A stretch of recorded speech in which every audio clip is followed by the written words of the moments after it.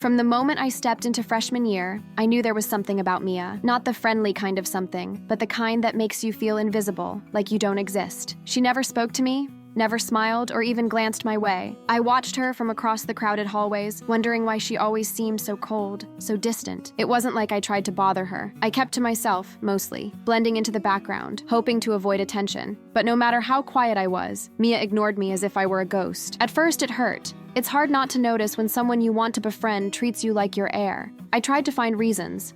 Maybe she was shy. Maybe she had her own problems. But as days turned into months, it became clear. Mia wasn't just ignoring me. She was pushing me away deliberately. Our school was a typical small-town high school, filled with the usual mix of cliques and rumors. Mia belonged to the popular crowd, the kind that laughed loudly in the hallways, drank coffee in small groups, and walked with confident steps like they owned the place.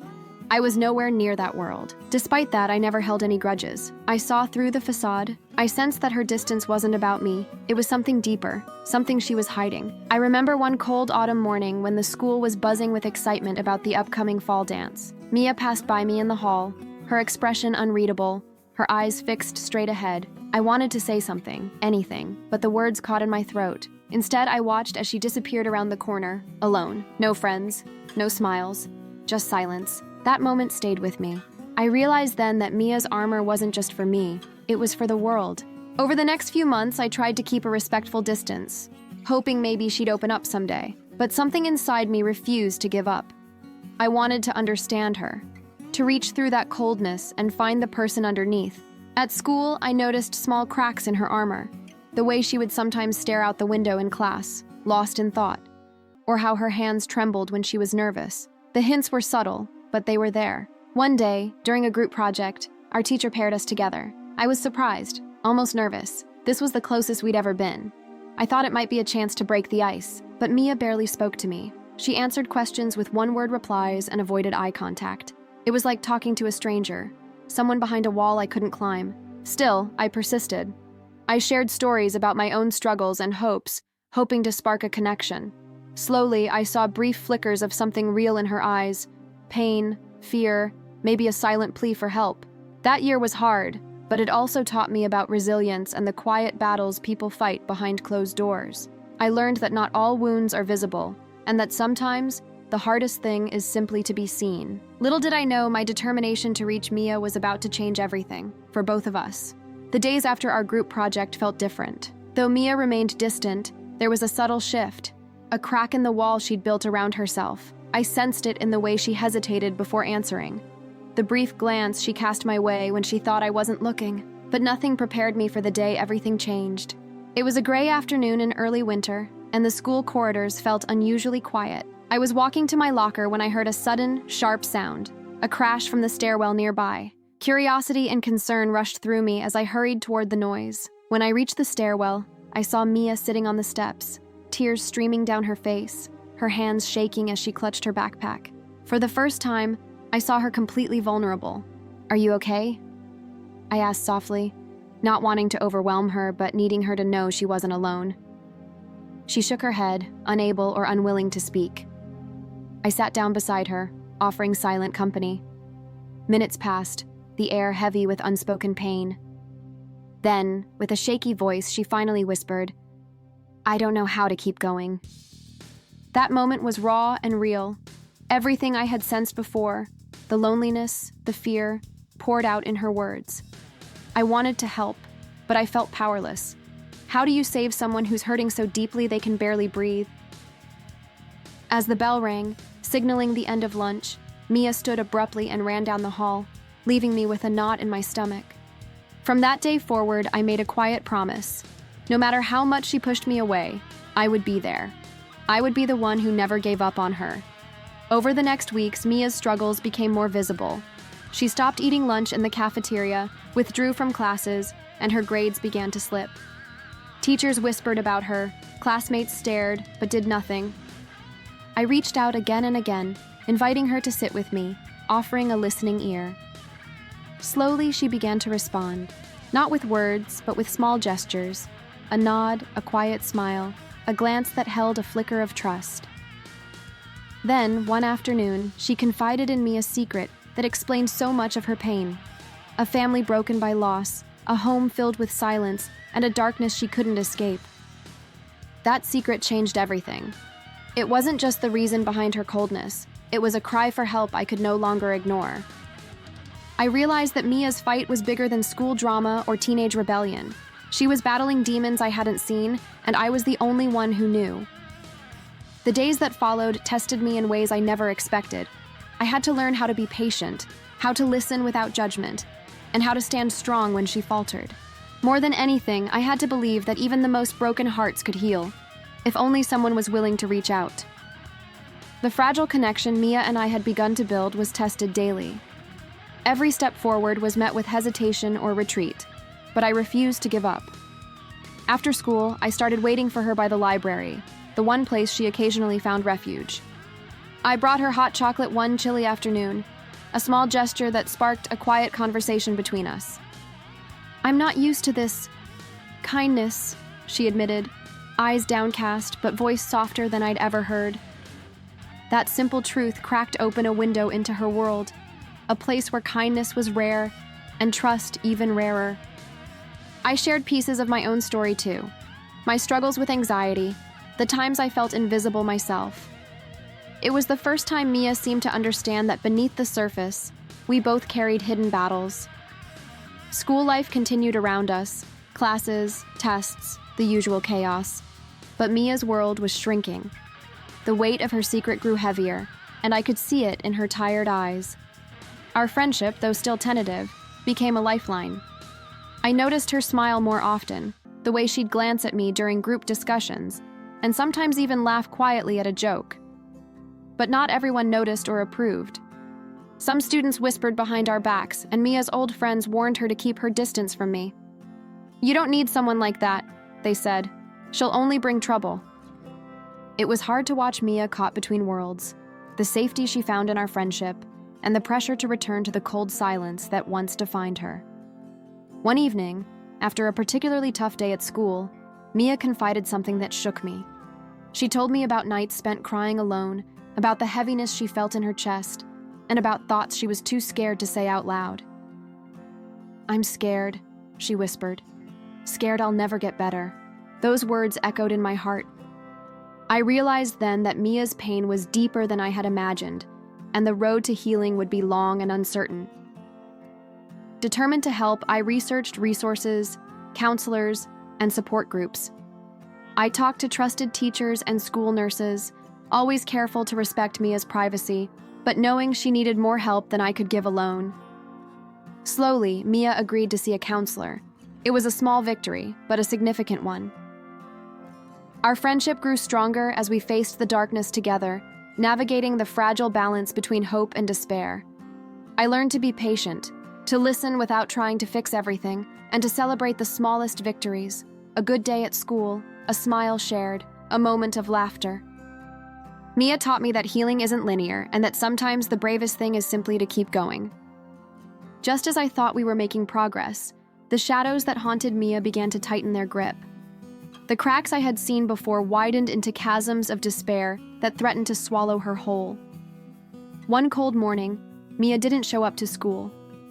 I waited anxiously by her locker, heart pounding with worry. When she finally appeared 2 days later, her eyes were hollow and her usual quiet strength had vanished. She told me, in a voice barely above a whisper, about the nights she spent lying awake, haunted by thoughts that felt too heavy to bear. The counselor sessions, which had once offered hope, now seemed like a distant lifeline slipping through her fingers. The pressure from her family weighed on her, silent expectations and unspoken disappointments. At school, rumors swirled about her absence, and whispers became cruel words. "I feel like I'm drowning," she confessed during one of our rare moments alone, "like no one can really save me." Those words hit me like a punch to the gut. I wanted to take away her pain, to shield her from the storm raging inside, but I realized that some battles had to be faced head-on, and I could only be by her side. One afternoon, Mia's world fractured further when she received a call from home. Her mother's voice was cold and sharp, accusing her of weakness, demanding she stop wasting time on therapy and pull herself together. The rejection stung deeply, and Mia crumbled. She pushed me away, retreating into the silence that had once been her refuge. I felt helpless, watching the girl I cared about slip away. Desperation settled in my chest as I searched for a way to reach her, to remind her she wasn't alone. In the weeks that followed, Mia's isolation grew. She stopped answering my messages, avoided the places where we used to talk, and vanished from school altogether for days at a time. The hope we had nurtured flickered like a candle in a harsh wind, fragile and uncertain. But even in the darkest moments, I refused to give up. I spoke to teachers, counselors, and her closest friends, rallying support and sharing my fears. One evening, after a long day of searching for her, I found Mia sitting on the edge of the school's football field, staring into the night sky. She looked at me with tears in her eyes and said, "I'm scared. I don't know if I can keep fighting." I sat beside her, took her hand gently, and whispered, "You're not alone. I'm here. We'll find a way. Together." That night was a turning point, not because the darkness vanished, but because Mia allowed me in. She let me be the light she needed, even if just for a moment. The battle was far from over, but for the first time, I saw a spark of hope flicker within her. Fragile, yes, but real. The night at the football field marked a subtle shift in Mia's journey, a crack in the darkness that hinted at something brighter ahead. But change didn't come easily, nor did it arrive quickly. In the days that followed, Mia began to open up more, sharing fragments of her story I hadn't heard before, the reasons behind her silence, the moments of despair that had nearly consumed her, and the rare memories that still held a flicker of light. One afternoon, as we sat on the worn benches outside the school, Mia confided in me about a moment from her childhood, a summer day when her father took her to the park, promising they'd always be a team, no matter what. That memory, she said, was the only thing that kept her going during the darkest times. That afternoon, I realized something profound. Mia's story wasn't just about pain, it was about love, loss, and the fragile threads that connect us all. Encouraged by her willingness to share, I gently suggested she write down her thoughts, hoping it might help her make sense of the storm inside. To my surprise, Mia embraced the idea. She started journaling, pouring her heart onto pages that had once been blank. Her words revealed strength beneath the sorrow, a resilience that had been buried but never extinguished. Around this time, Mia also agreed to attend a small support group for teens struggling with similar feelings. Watching her sit nervously among strangers, I saw courage I hadn't noticed before. She didn't speak much at first, but when she did, her voice was steady and honest, and the room responded with understanding and warmth. Slowly, the pieces began to come together. Mia's world, once fragmented and dark, started to show signs of repair. Her family situation remained complicated, but she found allies in unexpected places, teachers who offered encouragement, friends who stood by her, and counselors who believed in her potential. One afternoon, Mia surprised me by inviting me to her home. It was the first time she had let me into her private world, and I saw both the pain and the hope that coexisted there. Her mother, though still distant, greeted me politely. It was clear that Mia was building bridges, not just with me, but with the people around her. That evening, Mia and I sat on the porch, wrapped in blankets against the cold. "I don't know what the future holds," she said quietly, "but for the first time, I believe I can face it." Her words filled me with a mixture of relief and pride. The journey was far from over, but Mia had taken the most important step, choosing hope over despair.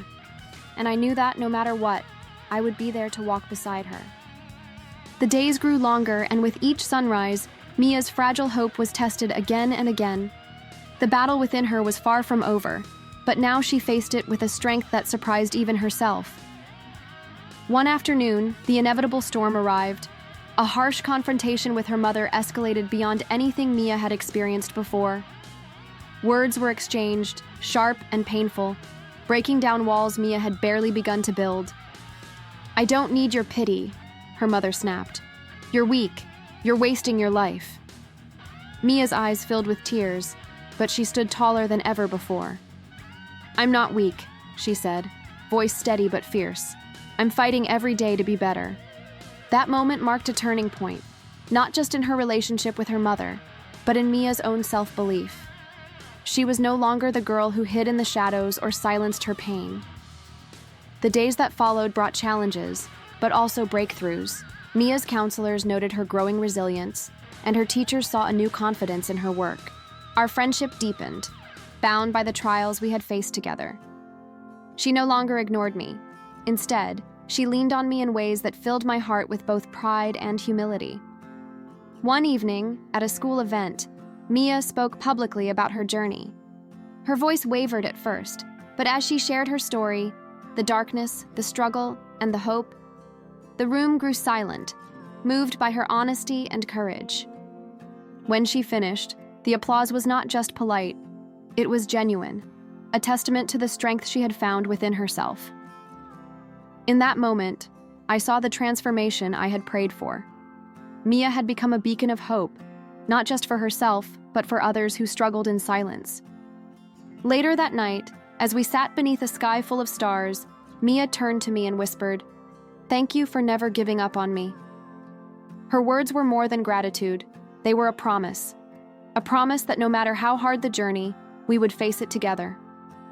And in that promise, I found a new kind of light, one that would guide us both forward, beyond the darkness, into a future filled with possibility. The final months of our school year were filled with quiet victories and steady progress. Mia and I had traveled a long, difficult road, but the journey had transformed us both in ways we never expected. Mia's smiles came more easily now, and her laughter, once a rare sound, echoed through the hallways like a melody of hope. Her confidence grew, not because the pain had disappeared, but because she had learned to carry it differently.